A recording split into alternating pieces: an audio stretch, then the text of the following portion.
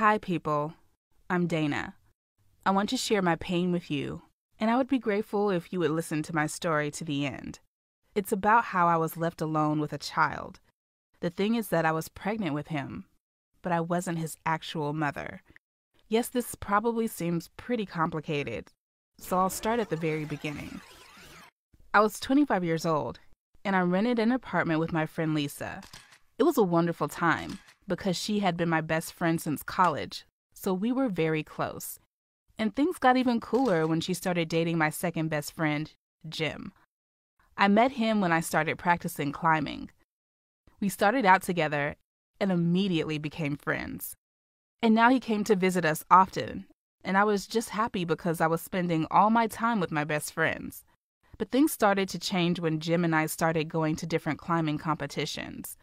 I'm talking about our connection. It's like we became more than just friends. I think it was because we were working together and we were responsible for each other's lives. This emotional strain really affected us. So one night when we were in the competition, Jim came to visit me in my tent. We talked until almost the morning, and I ended up kissing him, and he kissed me back. So we realized that we had fallen in love with each other, but we couldn't figure out what to do about it.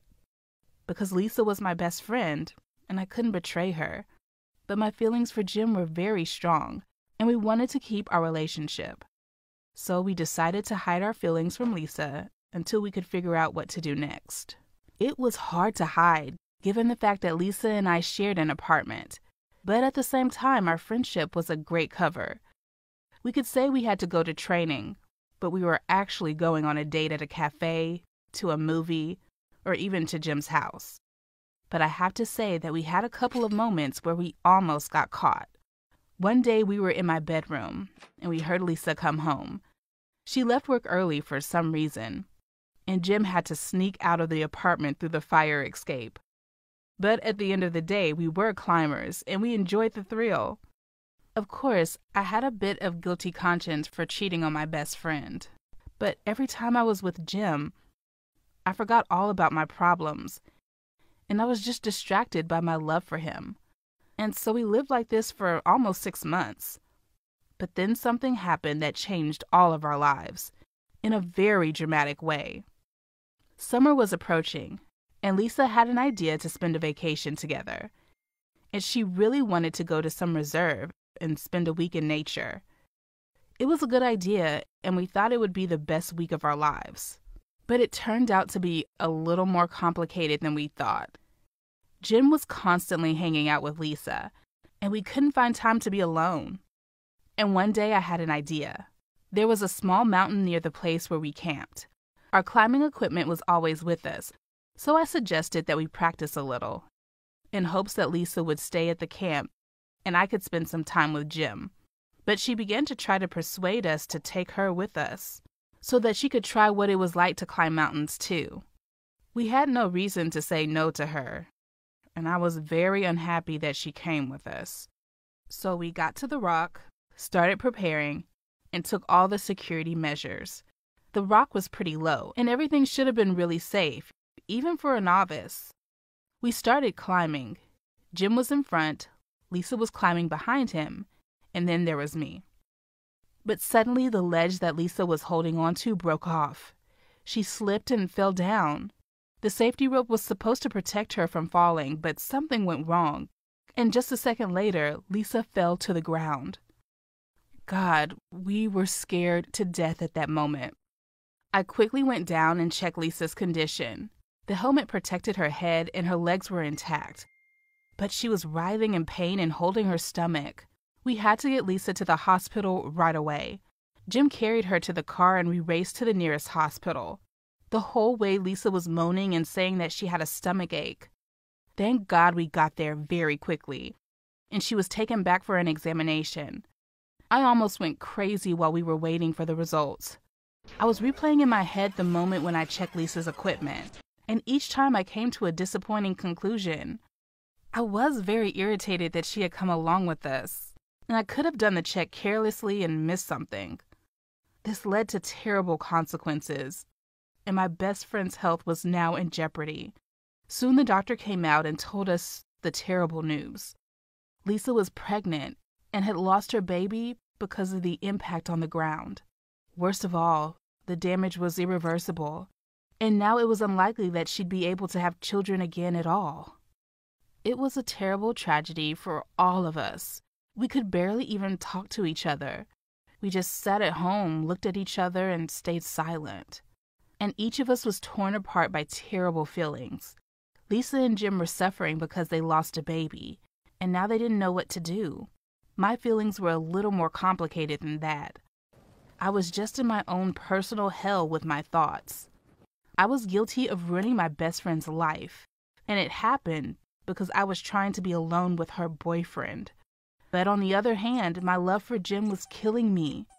It turned out that the guy who said he loved me was going to have a baby with another girl. I was so confused, but we had to move on. Unfortunately, Lisa fell into a terrible depression after that, and I tried my best to help her. She spent days lying on the couch and crying.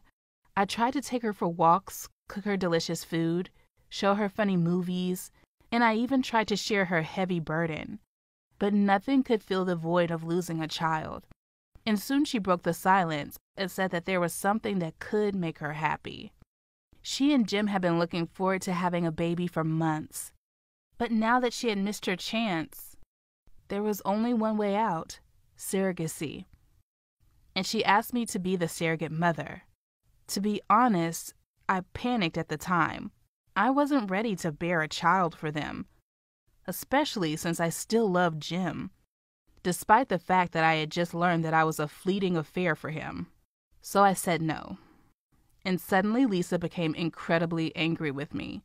Her eyes radiated some kind of evil energy, and I felt like she was just going to incinerate me at that moment. Then she started yelling at me and said that she knew that Jim was cheating on her with me, and she put up with it because she was afraid of losing him. She wanted to take their relationship to the next level with the help of a child, so that her boyfriend would forget about me forever.